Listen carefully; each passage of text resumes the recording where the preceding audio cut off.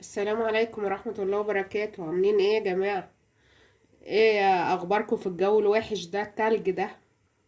النهاردة بقى هعمل لكم حبة عدس اصفر بالصلاة على النبي، يعني هيعجبوكم بإذن الله.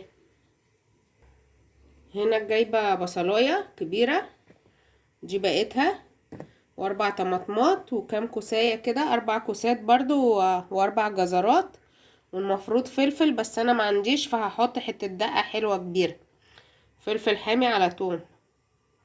وجايبه نص عدس اصفر اهو، نقيته حلو وغسلته، شطفته شطفه حلوه يعني، ومولعه على حبه ميه اهم. نسقط الكوسه كده والطماطم والحاجه، تقطعي الواحده على 4 كده. هنا حطينا الحاجه اهي كلها قطعناهم. هنسقط برضو العدس معاهم عشان يغلي معاهم. لو عايزه تحطي بطاطس حطي، قشري بطاطسيتين حلو واغسليهم برضو، انا غاسله كل الخضار ده الاول، وتروحي حطاهم برضو. وهنا حطيت حته دقه اهي، وبرضه هحط حبة توم حلوين. اهم حاجة في العدس التوم والكمون، بيخليه روعة. اهو حبة التوم برضه معاهم، وكل ده بقى ياخد غلوة مع بعض وتوطي عليه عشان يعني يستوي على مهله. كده كده ما وراناش حاجة. هنا بصوا بقى، بقاله زي نص ساعة اهو، بس لسه برضه تفضلي تقلبيه من القعر كده حلو عشان مفيش حاجة تلزق، وتسيبيه برضه تغطي عليه شوية. هنا بقى استوى اهو، بسم الله ما شاء الله، وبقى جميل زبدة، يعني كل حاجة بقت مستوية حلو. هنضربه بقى في الخلاط ونصفيه في اي مصفى معاكم برضو.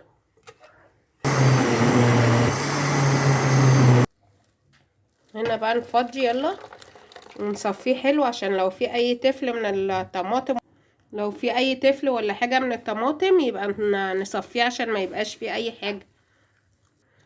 هنا بقى عملنا الكمية كلها، هنصفيهم بقى كده عشان ما يبقاش فيهم ولا طمايه مثلا ولا طماطمايه، القشر ده اللي بيبقى بره الطماطم برضو ساعات بيزهق لما يبقى موجود.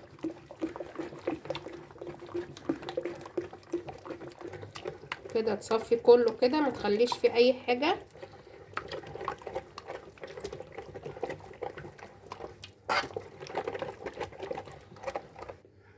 وبصوا بقى هنا حبه التفل دول اللي هم قشر الطماطم والحاجات دي، وبرضو حبايبي من الجزر دول بقى ايه، هم اللي بيزهقوا لما بيبقوا موجودين، لازم تصفيهم حلو. هنا بقى بصوا بسم الله ما شاء الله، عايزه تخففيه حبه خففيه، انا مش برضه اخففه عشان اللي ياكله كده بالمعلقه يبقى حلو، اللي عايز يعمل فته برضه يعمل. هتحطي شويه كمون اهم حلوين، وشويه ملح، وحته سمنه بقى فلاحي لو عندك، لو ما عندكيش عادي حطي اي سمنه يبقى جميل برضه. انا مش برضه اعمل له بصل ولا حاجه تاني، اللي هو بالسمنه ده عشان ما يسهطش على القلب يعني، كده بيبقى خفيف وحلو. تقلبيه بقى كده، وعايزه تعملي معاه حبه فلفل بطماطم، تحطي مخلل لفت، تعملي فته عادي، او ممكن تاكلوه كده ببطاطس مهروسه بالعيش يعني، تاكلوه مع بطاطس مهروسه مع فلفل بطماطم، تغمسي يعني بالعيش. وفي ناس بتعمل شعريه وتحطها فيه، بس انا مش بحب الشعريه يعني جواه. ساعات بنعمل بقى حبه فته بالعيش الناشف، وبرده اللي عايز يحط حته سمنه تاني يحط في طبقه. هما بيحبوا العدس بالسمنه الفلاحي كده، يحطوها عليه الحته وياكلوا بقى في الشتاء ده والتلج، بيبقى روعه.